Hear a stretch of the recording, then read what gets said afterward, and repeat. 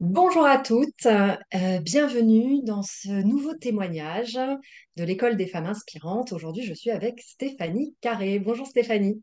Bonjour Ida. Merci beaucoup Stéphanie d'avoir dit un grand oui à mon invitation à témoigner sur ton parcours au sein de l'école. Je sais que c'est quelque chose qui n'est pas toujours évident de se montrer au public, à l'extérieur, puis de parler de soi, de parler de son cheminement interne et intime. Donc vraiment un grand merci d'avoir accepté. Et j'ai envie de démarrer tout de suite ce témoignage par d'abord la possibilité pour toi de te présenter et puis, comment résonne pour toi le titre du programme L'école des femmes inspirantes? Merci Ida, j'adore cette question. Si ça te va, je vais commencer par celle-là. Comment ça résonne en moi, le mot de femme inspirante? Je te l'ai déjà dit, mais j'adore ce nom que tu as donné, ce nom de baptême que tu as donné à l'école, au programme. Euh, Parce qu'on a un peu tendance à penser que par femme inspirante, bah, on pense tout de suite à des grandes figures, des grandes dames qui ont marqué. Il y en a beaucoup, beaucoup, et il y en a beaucoup qui m'inspirent. Mais moi, la première chose que ça m'inspire, ce mot, c'est que, et je m'en rends compte finalement depuis que j'utilise ce mot, c'est que je suis très inspirée souvent par beaucoup de femmes, mais y compris par des femmes que je connais pas. Ça peut être quelqu'un que je croise dans la rue, une une posture, une façon d'être avec des enfants quelque part. Enfin, c'est plein de choses et moi j'ai l'impression que je m'inspire beaucoup de plein de gens. Alors on parle de femmes, ça peut être aussi des hommes. Et, et je pense là notamment, tu vois, quand je parle de ça, euh, un truc assez drôle peut-être, j'en sais rien.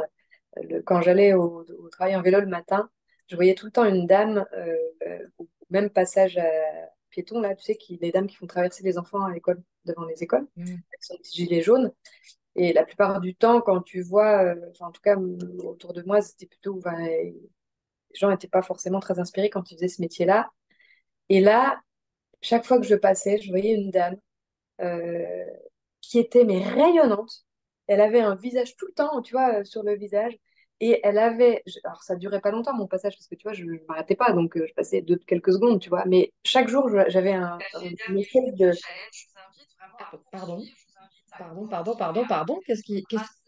Mais, Il y a deux Ida. pardon, voilà, petite machine qui s'est mise en route. Donc cette femme était rayonnante. Ouais, et puis elle avait surtout, moi ce que je voyais, c'est que elle avait, tu sais, une espèce d'attention à chacun. T'as l'impression qu'elle connaissait tous les enfants qui passaient et toutes les mamans.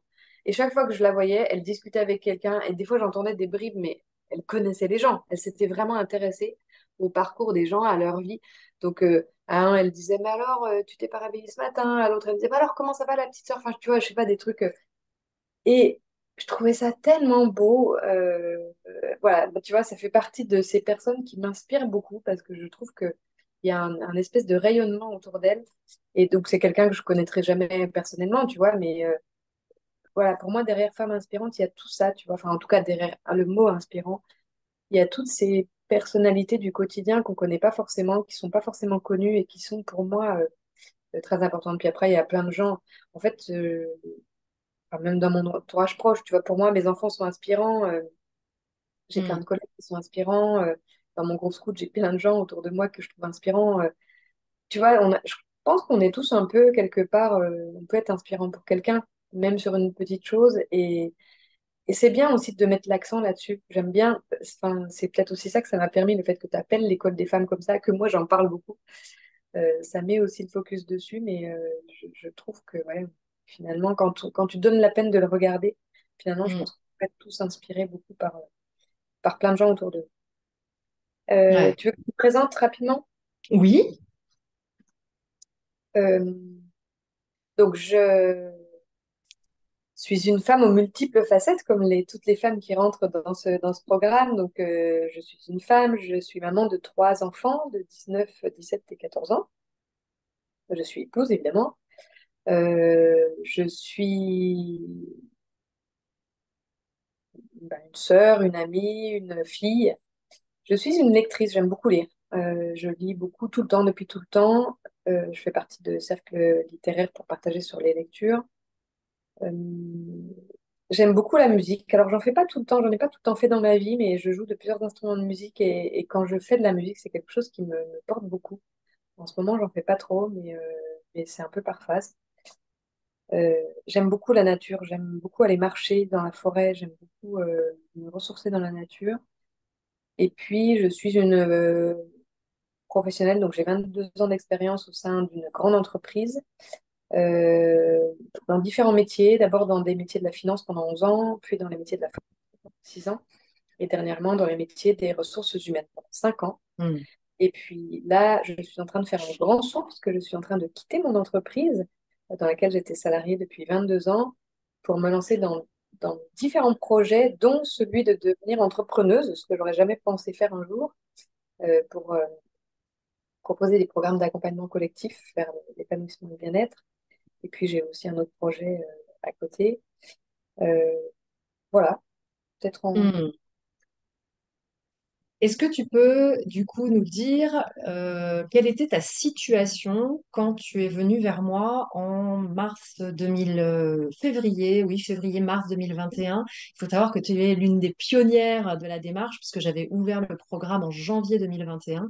Donc tu es l'une des premières à nous avoir fait confiance et ça, je t'en remercie énormément. Je remercierai jamais assez toutes les premières qui ont dit, bon, bah voilà, le programme, il n'y a pas d'exemple, il n'y avait pas la possibilité d'avoir des témoignages comme il y a aujourd'hui. Vous avez simplement, ben voilà, vu ma tête. Non. Voilà, et oui, fais confiance et voilà, et ça c'est juste un cadeau magnifique parce que bah, sinon c'était pas possible de précisément développer cette Mm. école en effet. Donc voilà, donc en février 2021, tu me téléphones. C'est quoi les questions que tu te poses à ce moment-là? Voilà, raconte-nous un petit peu où tu en étais. D'abord, juste avant de répondre à la question, moi je suis hyper fière de faire partie des pionnières de l'école des femmes inspirantes. D'ailleurs, on a monté un petit groupe avec quelques pionnières là, de l'époque. On se parle pas hyper régulièrement, mais de temps en temps, et on s'envoie des petits clins d'œil de temps en temps, et ça c'est vraiment très chouette. On a créé quelque chose d'assez chouette.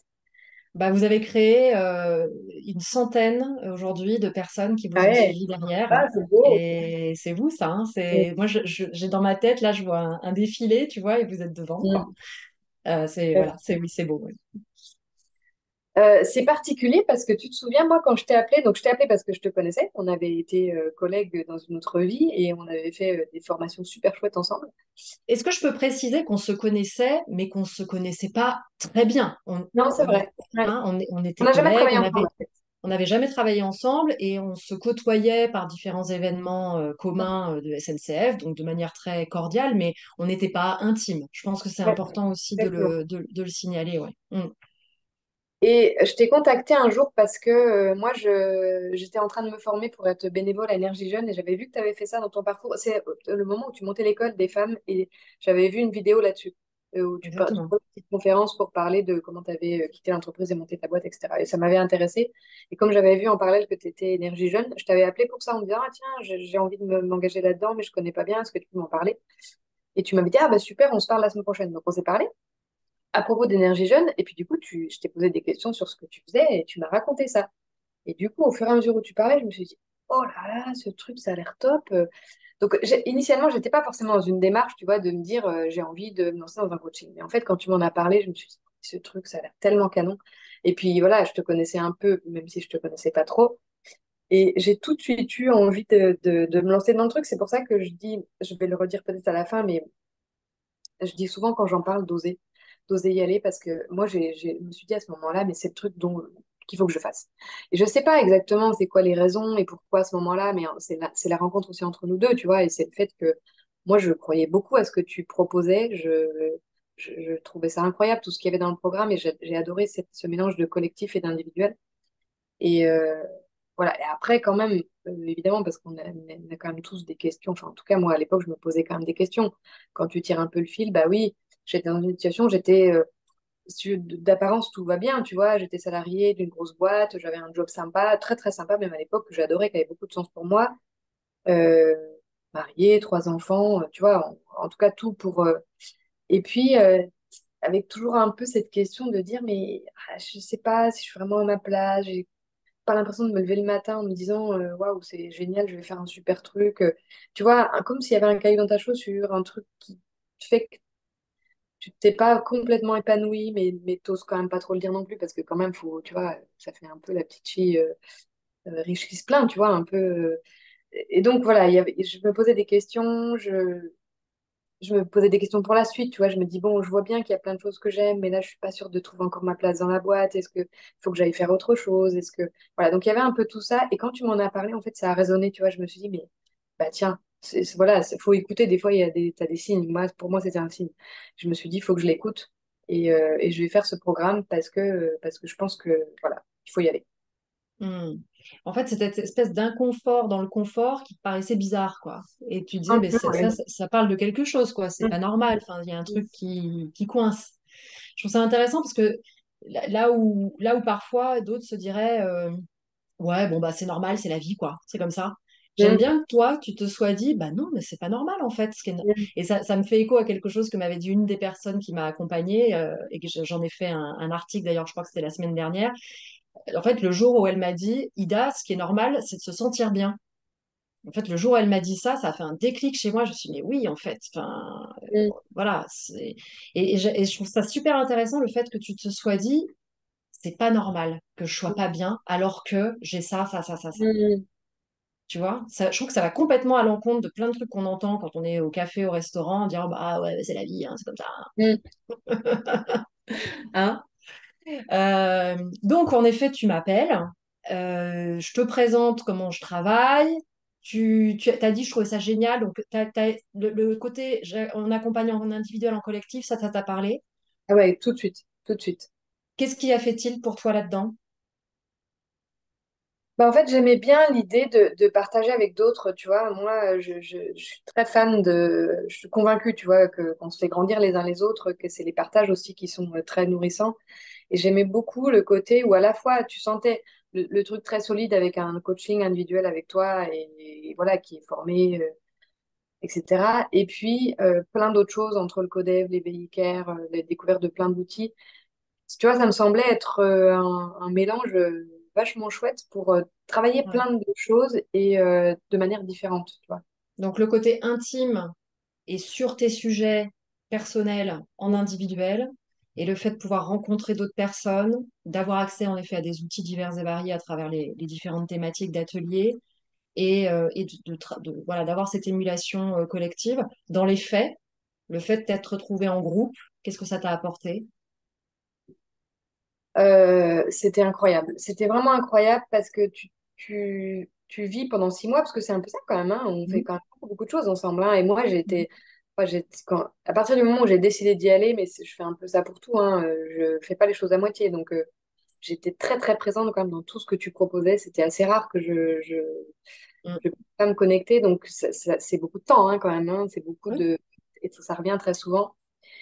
Et du coup, tu partages une vraie intimité quelque part avec des femmes que tu connaissais pas du tout d'avant, qui ont des parcours très différents de toi, mais avec plein de similitudes. Donc, c'est très inspirant, tu vois. On va revenir sur ce thème beaucoup, mais c'est très inspirant de voir le chemin, les parcours, les questionnements des autres. On partage beaucoup de choses qui sont très intimes quand même. On pleure hein, dans l'école des femmes inspirantes, donc on pleure, on rit, on se soutient, ça, c'est incroyable, en fait. On vit des choses, ça donne la chair de poule, des fois. Mhm. Parce que, ouais, je pense que c'est ça aussi que ça permet. Euh, ouais, je pense que j'ai un peu tout dit, là, tu vois. C'est le partage, l'émulation. Et puis, c'est un mot que j'ai appris, là, dans mes études l'année dernière, ce mot de commune humanité. Ce fait de partager avec les autres des situations qui te touchent de près ou de loin et qui font te dire que même en fait sans rien que tu fasses d'autre que le partage, bah, tu te sens pas tout seul. Tu te sens pas Ouais. tout seul et je sais pas comment c'est un peu magique, mais finalement ça te fait grandir rien que d'écouter, tu vois, les autres parce que ça va faire bouger des trucs chez toi, parce que ça va te faire te questionner, parce que ça va te montrer un exemple différent, même si évidemment, hein, toutes les histoires sont différentes, mais donc ouais, je trouve que c'est très Mhm. très Ouais, et on en parlait un peu en off tout à l'heure, c'est-à-dire que cette commune humanité, c'est aussi se rendre compte que certes, on vit des choses qui peuvent être difficiles pour soi, mais que les autres aussi, que tout le monde a son histoire, tout le monde a un drame et que le fait qu'on soit relié en fait en effet dans un vécu profond, intense, etc. C'est pas que ça enlève de la valeur à ce qu'on a vécu, mais ça permet de le mettre sur un autre plan et de se dire bah finalement c'est ça d'être humain aussi. Hein, c'est ça d'être humain, c'est traverser parfois des choses qui sont très difficiles, hein, et on en a entendu des choses vraiment très difficiles. Simplement dans l'intimité d'un cabinet, quand on est tout seul, ben, on s'en délivre, hein, le processus thérapeutique permet de s'en délivrer, mais on ne se rend pas compte en fait qu'on n'est pas tout seul, justement, et qu'il y a d'autres personnes qui ont cette commune humanité et que bah, plutôt que de rester solidaire dans une misère, on va plutôt être solidaire dans le fait de pouvoir s'émanciper de ça, se libérer de ça et déposer le fardeau et dire bon bah voilà, et maintenant la vie s'ouvre à moi et s'ouvre au groupe. Et grâce aussi aux outils du coup qu'on acquiert ensemble, ben, on peut dépasser ces moments qui ont pu être difficiles. On peut aussi célébrer ensemble, se Mm. soutenir. Je crois que vous continuez à vous voir ou à vous téléphoner. Enfin, vous avez continué à garder des liens. Donc, c'est génial, ça aussi. Oui, puis c'est aussi l'intelligence collective. Tu vois, en fait, quand quand tu apportes, notamment en Codev, mais c'est aussi dans les autres modalités du programme, quand tu apportes un caillou dans ta chaussure et que tu as plusieurs personnes qui partagent leur expérience et qui te disent de ce qu'elles elles ont fait dans des situations similaires, bah, c'est super inspirant. Tu vois, plutôt que toi d'être tout seul avec ton problème ou d'écouter une seule personne qui te parle, tu as 7, 8, 9, des fois 10 femmes, 11 femmes qui te parlent de ce qu'elles ont pu vivre et qui va t'inspirer pour toi trouver des solutions. Mais tu vois, c'est super puissant Ah oui. parce que c'est grand, quoi. Ouais. Et là où on est coincé avec son problème et qu'on croit du coup qu'il n'y a pas de solution, d'un seul coup, tu as le miroir en effet de 7, 8, 9, 10 Mm. personnes qui te disent ah mais moi attends, j'ai Mm. rencontré ça et j'ai fait ça et ça a marché, etc. Et tu te retrouves finalement là où tu avais zéro solution à avoir peut-être une dizaine de solutions. Et oui, ça c'est l'intelligence collective en effet. Ouais, ouais. Et la liberté de prendre et de pas prendre. Et moi, c'est ce que j'ai aussi beaucoup, Mm. beaucoup aimé dans le programme et dans tout ce qu'on vit, c'est que, bah, on parlait de liberté un peu avant, mais euh, il y a une grande liberté et une grande simplicité, je trouve, dans les relations que tu arrives à créer, dans tout ce qui se passe au sein des différentes euh, modalités qu'on partage, euh, qui fait que il n'y a pas de jugement, il n'y a pas d'obligation, il n'y a pas de... C'est vraiment que des possibilités finalement, que tu prends pas, sans que jamais on te dise, ah bah t'as pas fait, ou ah bah tiens, ça serait bien. Enfin, c'est pas... On est vraiment dans un... C'est l'ouverture des possibles, avec le Mm. respect très, très grand de ce qu'est chacune, de ce avec quoi vient finalement chacune des personnes. Et moi, c'est ce que j'ai aussi adoré, tu vois, c'est à la fois cette simplicité et ce respect, ce profond respect, tu vois, de chacun, de là où on est chacune, et à chaque fois cette manière de, de montrer ce qui va, de mettre l'accent sur les progrès qu'on fait, sur les petits pas, euh, et de laisser la liberté à chacun de prendre son temps parce qu'on ne va pas tous au même rythme et puis il y a des choses que certains ont fait que toi t'aimerais bien faire, mais c'est pas le moment pour toi, donc bah, c'est pas grave. Voilà, ce sera peut-être pour plus tard ou ce sera peut-être même pour jamais, et en fait on s'en fout. Mais il y Ouais. a, je trouve, cette grande ouais, liberté peut-être, hein, c'est peut-être ça finalement. Mm. Est-ce qu'il y a eu des moments, vraiment peut-être, tu vois, de manière très concrète, des moments où tu as vraiment eu un déclic? Tu peux nous en raconter un? Alors, le moment où j'ai vraiment eu un déclic, c'est quand, peut-être que tu t'en souviens, Ida, j'ai commencé le programme au mois de mars. Et assez rapidement, peut-être fin mars ou début avril, j'ai partagé avec vous un jour, je crois que c'était en Codev, ou je sais plus, ou en matinée empowerment. J'ai partagé avec vous un truc, je lui ai dit non mais les filles, il faut que je vous raconte un truc, c'est quand même dingue. Ça fait 2 ou 3 semaines que je suis dans le programme. J'ai rajouté plein de trucs à mon emploi du temps, mais vraiment plein plein, parce que comme je le disais avant, j'étais quand même bien décidée à faire beaucoup de choses. Et donc, je sais pas, j'ai calculé l'autre fois, je pense que ça devait être entre 8 et 10 heures par semaine en plus de ce que je faisais avant. Sans que j'ai renoncé à rien, parce que j'ai continué mon job, j'ai pas vendu mes enfants, j'ai pas divorcé, enfin, donc j'avais les mêmes charges qu'avant. Je crois pas que j'ai beaucoup sacrifié de temps par ailleurs. Et j'avais en fait l'impression, donc en ayant rajouté tout ça, donc c'était tout ce qu'on faisait plus, toutes mes lectures, plus toutes les pratiques, parce que je faisais beaucoup de pratiques, j'écrivais beaucoup, bah, j'ai fait beaucoup de choses personnellement. Et en fait, j'avais l'impression que le temps s'était élargi. Mhm. Et j'avais plus, non seulement j'avais l'impression que ce temps était élargi, donc j'arrivais à faire tout ça, mais le reste, j'arrivais à le faire beaucoup mieux, enfin pas beaucoup mieux, mais beaucoup plus facilement. J'avais l'impression que j'avais plus cette question d'être toujours en retard, d'avoir la montre, de pas avoir le temps. Et j'avais partagé avec vous en disant, je comprends pas ce qui m'arrive en fait. Et toi, tu avais éclaté de rire et tu m'avais dit, bah en fait là, ce que tu es en train de vivre, c'est le flow. C'est la définition de quand tu fais quelque chose dans lequel tu es tellement engagé, tu es authentique et tu es tellement passionné que bah, finalement, tu vois plus le temps passer et ça te donne de l'énergie. Et là, je me suis dit, ce jour-là, là, ça a été un déclic incroyable. Je me suis dit, mais donc ce truc est possible. Et donc, peut-être ça répond, ça fait un peu écho aux questions avec lesquelles je venais finalement au début du programme. Et je me suis dit, mais en fait, on peut vivre ça. Mais moi, c'est ça tout le temps que je veux faire. Et donc ça a vraiment été un déclic. Alors après, ça a été un déclic. Très vite, la réalité m'a rattrapée. Il y a eu un gros changement dans mon équipe. Je me suis remis à revivre ce que je vivais avant, c'est-à-dire à plus avoir le temps, à être dépassée, à avoir l'impression de tourner dans ma roue, de me culpabiliser, de râler, de me plaindre, etc. Mais sauf que la différence, c'est que j'avais vécu ça. Je savais que c'était possible. Et du coup, je me suis attachée à essayer de le retrouver. Et, Mhm. et ça m'a pris du temps. Et ça fait ça en fait, hein, tu vois. Il y a des fois où j'ai réussi, il y a des fois où ça n'a pas marché. Et à chaque Bien fois, tu es sûr. là, me dire, mais rappelle-toi, ah oui, c'est valide, t'as raison. Ah, il faut pas que j'oublie. Donc c'est ça aussi qu'on fait dans le programme, c'est qu'on apprend à tester, à rater, à recommencer, à revivre les trucs. Euh, Et à traverser aussi ces moments-là qui existent dans la vie. mm. Et c'est pas l'idée, c'est pas qu'ils n'existent Ah plus. non, ouais, ouais, L'idée, c'est comment je les vis. Donc là, oui, il y a un débordement, il y a beaucoup de choses, c'est contraignant, c'est touchant émotionnellement quand on vit des moments intenses comme ça au travail. Ah, j'ai les outils pour le vivre différemment.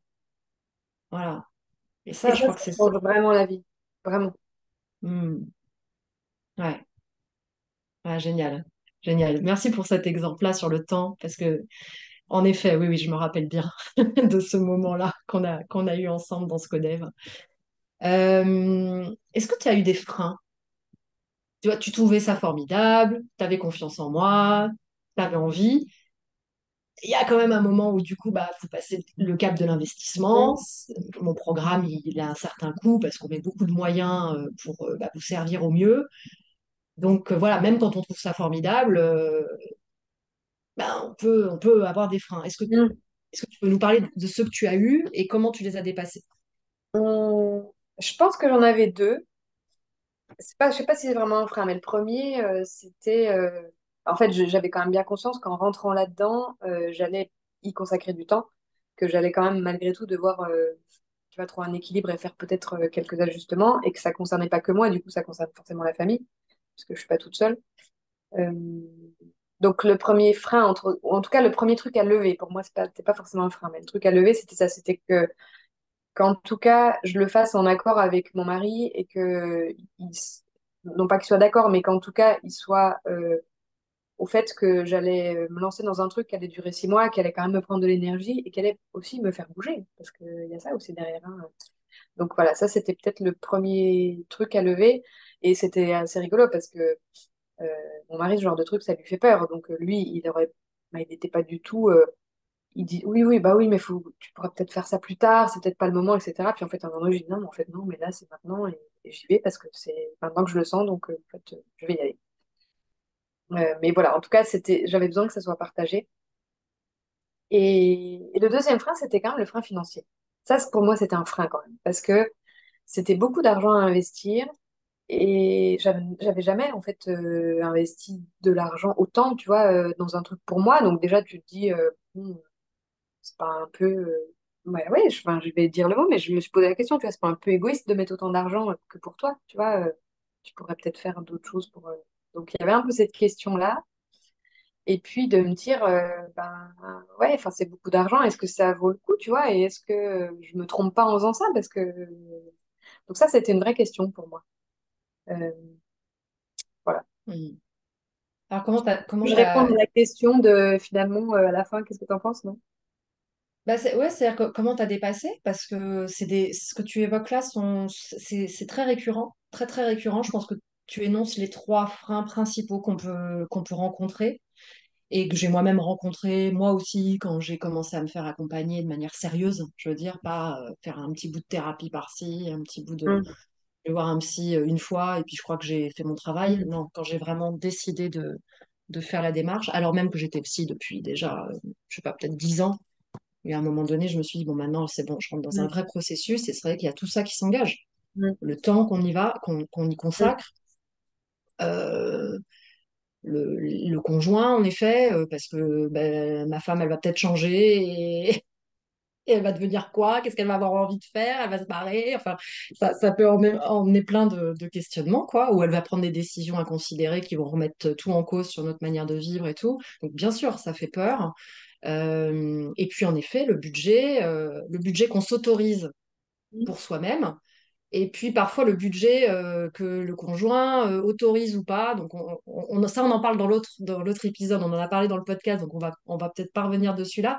Mais voilà, donc ces trois questions-là que tu exprimes, le temps, comment je fais, la discussion avec la famille et le conjoint et le budget, ça revient tout le temps. Donc Mm, voilà, comment est-ce que tu as fait pour dépasser ces trois freins? mm. Bah, celui du temps, je crois que je, je sais pas si c'est pareil pour tout le monde. Moi, j'ai l'impression que, enfin, parce que moi, je fonctionne comme ça, tu vois. À partir du moment où j'ai décidé quelque chose, euh, je dis pas que c'est facile pour moi, mais j'arrive à mettre de l'énergie dessus. Donc, en fait, moi, j'avais décidé que c'était important pour moi. J'avais pris conscience, tu vois, j'avais bien regardé c'était quoi les différents temps. J'avais tout mis dans mon emploi du temps et je m'étais dit, bah, en fait, ça doit passer. Donc, ça passera. Je sais pas trop vraiment expliquer comment, tu vois. Enfin, T'as j'en ai décidé. Moi, ce que priorité. j'entends là, c'est que c'est une décision. En fait, tu as Ouais, je crois. décidé, Mm. c'est comme ça va rentrer. Et en effet, c'est rentré, puisque comme tu disais tout à l'heure, tu as continué à t'occuper de tes trois enfants, tu Mm. as continué à Oui. être en couple avec ton mari, vous êtes toujours ensemble et ça se passe très bien. Et vous avez eu même des beaux projets vous avez emménagé, je crois, pendant Mm. cette période-là. Donc, il y a eu en plus un déménagement, emménagement, travaux, machin et tout. Donc, tu t'es occupé de tout ça. Tu as continué à bosser, puisque tu bosses, donc Mm. t'es cadre sup dans une grosse boîte. Donc, c'est, voilà, hein, tu te tournes pas les pouces au quotidien. Et tu as continué à avoir tes activités extérieures et tes engagements, notamment avec les scouts dont tu parlais tout à l'heure. Donc, moi, ce que j'ai entendu vraiment là, c'est le mot décider. Tu as dit, j'ai décidé, je l'ai mis dans l'agenda, et puis bah voilà, c'était comme ça, et du coup, ça s'est fait à partir du moment où Ouais. tu as pris cette position. T'en fais une priorité, en fait. Ouais, Et tu te laisses pas le choix quelque part, tu vois. Je pense qu'il y a ça aussi. Tu décides, t'en fais une priorité, tu te laisses pas le choix. Tu dis, maintenant, en fait, là, j'ai veillé. Là, j'ai ouais. codé. Là, j'ai un peu. T'as dit quelque chose d'autre, tu as dit, j'ai décidé, et je savais que j'en avais besoin, je savais que j'en avais envie. Je pense Mm. que ça va ensemble. Mm. Et ça, pour celles qui nous écoutent, c'est si vous en êtes là des discussions avec nous, c'est qu'il y a un élan, il y a une envie, il y a un Mm. désir. Donc ça déjà, bon, ben, dans quelle mesure je respecte mon envie, mon désir, mon besoin.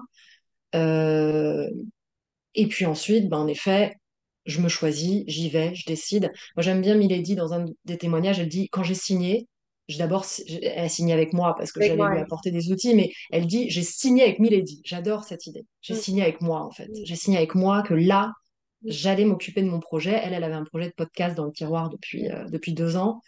Maintenant, j'y vais, quoi. Mm. Voilà. Ouais, Oui, je crois que c'est important, ça, de se dire ça, hein, d'être au clair avec soi et de se dire. Et pour moi, c'était important, tu vois, de me dire, mais en fait, si je le fais, j'ai pas envie de le faire à moitié. J'ai pas envie ouais. tu vois, de le faire et Non, en fait, j'ai envie de y aller vraiment. Donc, en fait, soit je le fais, je me donne les moyens, soit je le fais pas, mais je fais pas les trucs à moitié. Et quand on signe un programme, c'est ça la démarche. Je veux dire, enfin, on signe pas pour faire plaisir au Oui. coach ou à Mm. celui qui accompagne ou à celui qui forme. Enfin, moi, j'ai aussi fait des gros programmes d'accompagnement, notamment d'entrepreneurs. J'aime beaucoup le gars qui m'a accompagné, mais enfin, je m'en fiche aussi un peu de lui. Ce qui m'intéresse, c'est moi et ce que j'allais apprendre et ce que j'allais pouvoir développer de moi en étant à ses côtés parce qu'il allait m'apprendre un tas de choses. Mais la somme, et pour le coup, ça a été des gros investissements, en dizaines de milliers, hein, donc voilà, c'est moi d'abord, c'est à moi que j'offre ce truc. Mm. et vraiment, je vous invite à aller ressentir ce truc-là de je me fais un cadeau, quoi. Je m'offre cet espace, je m'offre cette connaissance, je m'offre cette possibilité de faire réseau, de rencontrer des femmes. Euh, et c'est ça qu'il faut aller chercher comme sensation au moment où on signe. Ben, en fait, c'est une autorisation qu'on doit se donner un peu, tu vois. Hmm. Et il y a peut-être ça aussi, tu vois, derrière dans ce que je disais tout à l'heure, c'est on n'a pas tellement, enfin, en tout cas, c'est pas dans notre modèle éducatif, c'est pas si inné que ça, tu vois, de se dire de s'autoriser à faire des trucs pour toi qui vont te permettre de te développer toi en tant que femme. Euh, Tu vois, Ouais. moi, ça devient beaucoup plus naturel maintenant que je l'ai fait une fois et que je vois ce que ça m'a permis. Mais ouais, non, non, je pense qu'il y a aussi. Donc voilà, ça c'est pour la partie temps. Sur la Et je rajouterais, ça va peut-être nous amener sur le budget, mais c'est pas quelque chose qu'on nous a appris. Et en plus, en France, quand on l'a fait, moi je pense, parce qu'en fait, on l'a déjà fait. Par exemple, quand on fait nos études, c'est ce qu'on fait. Hum, hum, On investit du temps, on hum, investit de l'énergie. Sauf qu'en France, on n'a pas souvent appris à investir du budget. Parce que bon, bah, c'est un système qui est magnifique, hein, qui hum, permet l'accès à ouais, l'université au plus grand nombre, etc. Mais juste l'université gratuite, hein, c'est hum, pas les 500 euros par an d'inscription qui.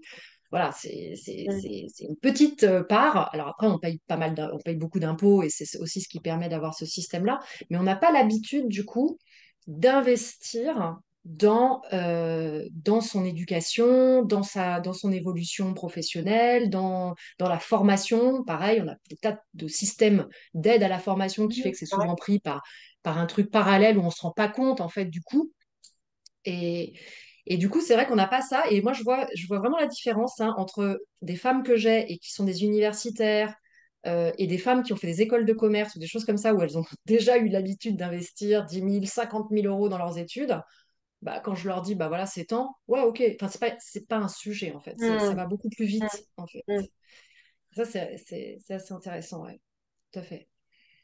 Ouais, c'est Donc, vrai. le budget, ouais, toi, du coup, sur ce deuxième aspect-là, qu'est-ce qui t'a permis de passer le pas, puisque c'était en effet la première fois que tu investissais une Ouais. telle somme pour toi? Je crois que c'est les discussions avec toi et en fait de t'entendre dire ça, en fait, tu vois, de t'entendre dire que ben oui, c'était aussi un choix, c'est aussi un investissement qu'on faisait sur nous. Et que comme dans n'importe quelle chose dans laquelle tu investis, bah oui, ça coûte de l'argent, mais parce que ça te donne accès aussi à des gens qui se sont formés pour. Je pense que tu m'as convaincu finalement, tu vois, et puis je me suis dit, bah oui, effectivement, enfin, ça a un prix. Puis quand tu mets tout bout à bout, tu dis, bah oui, c'est quand même beaucoup de choses auxquelles on a accès. Donc, c'est un peu la raison, quelque part, peut-être, tu vois. Je me dis, bon, bah ok. Puis après, je me suis dit, bon, bah je vais tenter. Et puis après, si, voilà, si je suis déçue ou si je me suis trompée, tant pis, mais au moins, j'aurais tenté, tu vois. Hmm. Donc voilà, mais je pense que c'est toi qui m'as convaincu avec les arguments et voilà, la façon dont tu l'expliques et puis la façon dont tu parles de toi aussi, parce que c'est toi Ouais, aussi que tu as vécu. ouais. Et puis, ce que je dirais sur comment convaincre son entourage, je pense que c'est un subtil mélange d'explication et de conviction. Je pense que c'est essayer d'embarquer parce que c'est important. C'est important pour moi d'expliquer la démarche, tu vois, de pourquoi j'avais senti ce truc-là et pourquoi j'avais envie d'y aller. Idéalement, j'aurais voulu ben, tu vois, un soutien inconditionnel et immédiat, mais c'est difficile à avoir parce qu'on n'est pas tous sur la même longueur d'onde. Et quand à un moment donné, j'ai senti que, ben, bon, Laurent il trouvait ça bien, mais bon, un peu bof, et puis qu'on n'a pas le même rapport aux choses, on n'a pas la même façon de s'engager dans les trucs, etc. À un moment donné, je me suis dit, mais en fait, il faut que j'y aille, donc en fait, je vais pas attendre l'autorisation, entre Hmm. guillemets, c'est un peu le mélange de ça, tu vois. C'est pas, tu fais pas le forcing en disant, bah, de toute façon, j'y vais coûte que coûte et voilà, et avec pertes et fracas et débrouillez-vous pour suivre. C'est l'équilibre entre t'essayes d'embarquer, t'expliques. Euh, je pense que j'ai dû dire aussi que c'était vraiment important pour moi, que c'était vraiment à ce moment-là qu'il fallait que je le fasse et que c'était pas dans 6 mois. Mais ça, je savais Hmm. pas trop expliquer pourquoi, hein, mais puis qu'à un moment, tu te dis, bon, ben, ok, en fait, j'y vais là, maintenant j'y vais, donc ça va, ok, c'est pour toi. Ok. Et un peu le. Ouais, j'aime beaucoup cette idée de je t'explique, je te présente les choses et en même temps j'ai ma force. Enfin, voilà, je suis convaincue et là encore une fois je décide quoi, Mm. je me positionne. Ouais. Est-ce que tu peux nous dire pour finir où est-ce que tu en es aujourd'hui? Oui, avec grand plaisir. C'est aussi pour ça que je suis très contente de témoigner aujourd'hui, parce que moi, ça fait 2 ans que j'ai terminé le programme maintenant. Et bah, j'ai cheminé entre-temps, donc je l'ai déjà dit, je pense que ça s'est senti, hein, mais j'ai ouvert plein de portes pendant ce programme, pendant ces 6 mois de coaching. J'ai testé plein de choses. Je suis partie avec une énorme boîte à outils, plein de choses que j'avais expérimentées, plein de choses que j'avais fait bouger, plein de choses que j'emmenais avec moi. Et un peu de frustration aussi parce que j'avais pas vraiment répondu à la question de mais ok, je vais faire quoi après? Et en fait, je me suis laissée porter par tout ce que j'avais vécu.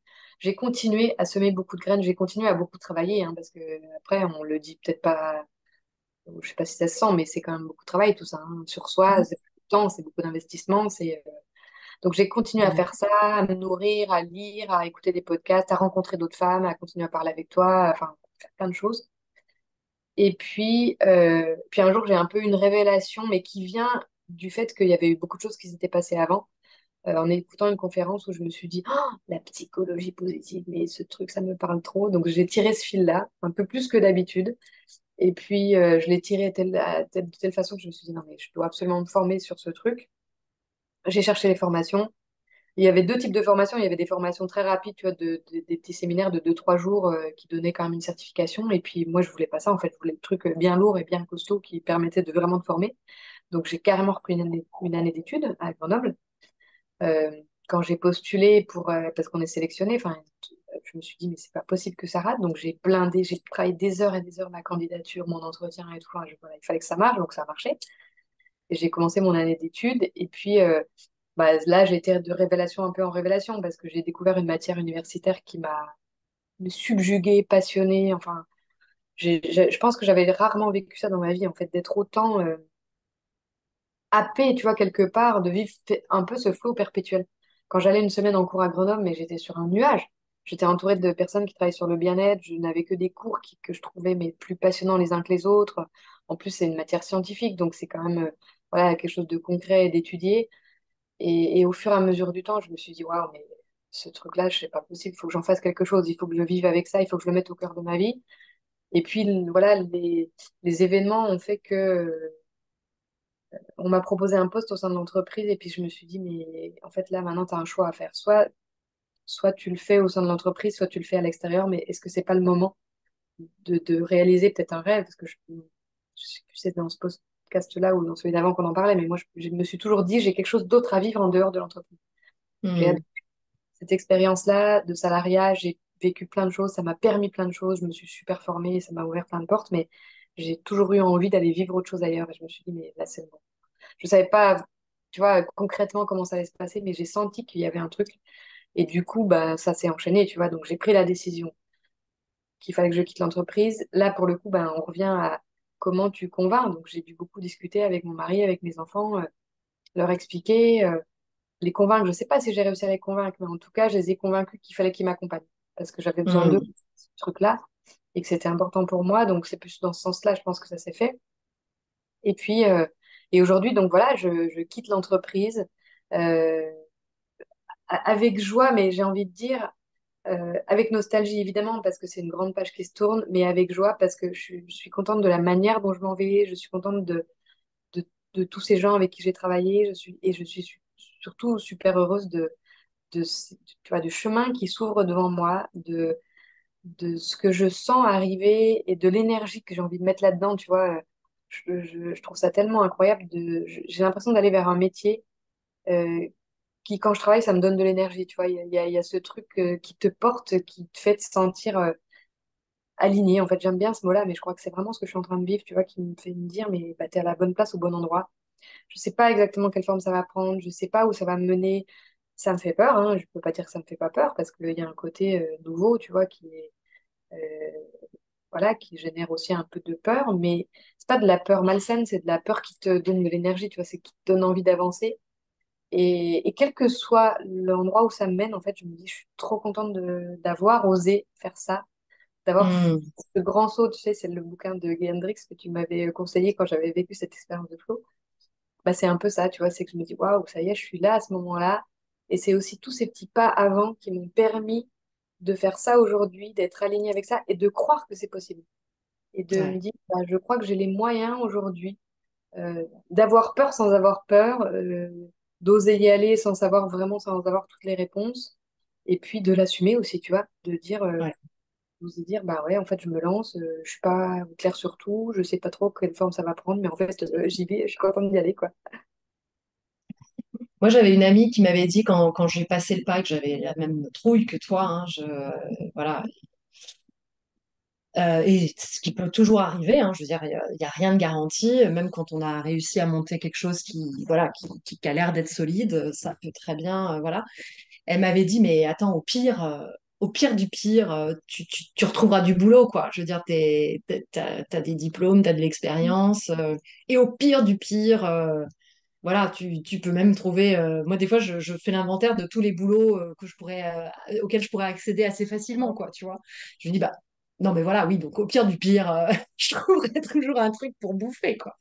Et je trouve que s'alléger en fait de cette pression voilà, je prends un risque trop énorme, bah, ça permet justement de s'autoriser et d'avoir l'audace, le courage d'aller vers ce truc-là que tu as dans le bide et où tu te dis, mais si j'y vais pas, je vais passer à côté d'un truc de ma vie, quoi. C'est ma vie, en fait. Peut-être que moi, j'en sais rien si on se réincarne ou pas, mais peut-être que c'est la seule que j'ai. En tout cas, voilà, j'en sais rien. Et puis même si je me réincarne, je le saurais pas, quoi. Donc là, tout de suite, j'ai besoin d'aller vivre ce truc-là, j'ai besoin d'aller vivre cette expérience-là. Donc go, quoi.